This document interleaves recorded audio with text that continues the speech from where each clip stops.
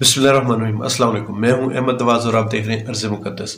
पिछले काफ़ी अरसे से इमरान खान साहब को मुख्तलिफ लोगों से ये कहलवाया जा रहा है कि आप पुरानी बातों को छोड़ें और आगे चलें, मतलब कि आसान अल्फाज में सबको माफ़ी दे दें और इन सब को छोड़ दें। इन्होंने जो पाकिस्तान को लूटा, गरीब आवाम का जो टैक्सों का पैसा लूटा इन्होंने, उसको आप भूल जाएं। तो इसमें जो कासिम अली शाह साहब हैं, उन्होंने भी इमरान खान साहब से मिलके इस तरह की कोई बात की थी। फिर जावेद चौधरी ने, मुख्तलिफ सहाफ़ी हैं जो बार बार कहते हैं और नेल्सन मंडेला की मिसाल देते हैं।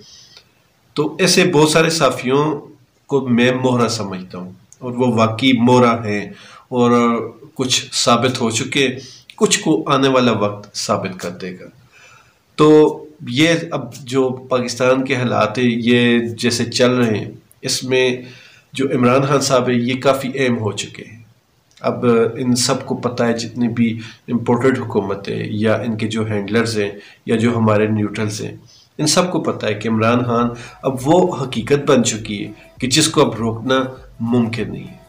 तो इन्होंने जब सोचा कि इमरान खान साहब को रोकना अब मुमकिन नहीं रहा, तो उस सूरत में अब ये इमरान खान साहब की मिन्नत तरलों पर आ गए कि आप किसी को कुछ भी नहीं कहेंगे, सबको माफ़ कर देंगे। और पिछले दिनों इमरान खान साहब ने भी इसी तरह की बात की थी कि मैं माफ़ करने को तैयार हूँ, लेकिन जो मेरे साथ आप लोगों ने ज़्यादतियाँ की हैं वो मैं माफ़ कर सकता हूँ। जो आवाम को आपने नुकसान पहुँचाया, इस मुल्क का जो आपने नुकसान किया, वो मैं नहीं माफ़ कर सकता। उस बात पर मैंने काफ़ी एतराज़ात उठाए थे कि हमारा मुआशरा वो वाला नहीं, तरक्की याफ्ता मुआशरा और पढ़े लिखों का मुआशरा नहीं। आप यहाँ माफ़ करें तो उसको अच्छे जेस्चर के तौर पर लिया जाएगा। यहाँ आप माफ़ी देंगे तो पाकिस्तान जैसे मुल्कों में माफ़ी को ढील समझी जाती है। ढील से भी ज़्यादा वो अपना हक समझना शुरू हो जाते हैं। वो और ज़्यादा खुलकर कोई भी गलत काम जिसमें उनको माफ़ी मिली होती है, वो और ज़्यादा खुलकर वो काम करना शुरू कर देते हैं। करप्शन पे आप अगर माफ़ करेंगे तो ये डटाई से और ज़्यादा करप्शन करेंगे। खैर, अल्लाह ताला के हर काम में बेहतरी होती है। अब जैसा कि लाहौर में कुछ 2 दिन पहले हुआ, 8 मार्च वाले दिन जो लाहौर में हुआ, और आज के दिन भी इमरान खान साहब ने दोबारा से रैली निकालने का ऐलान किया और इस बार उन्होंने कहा कि ये मैं खुद लीड करूँगा।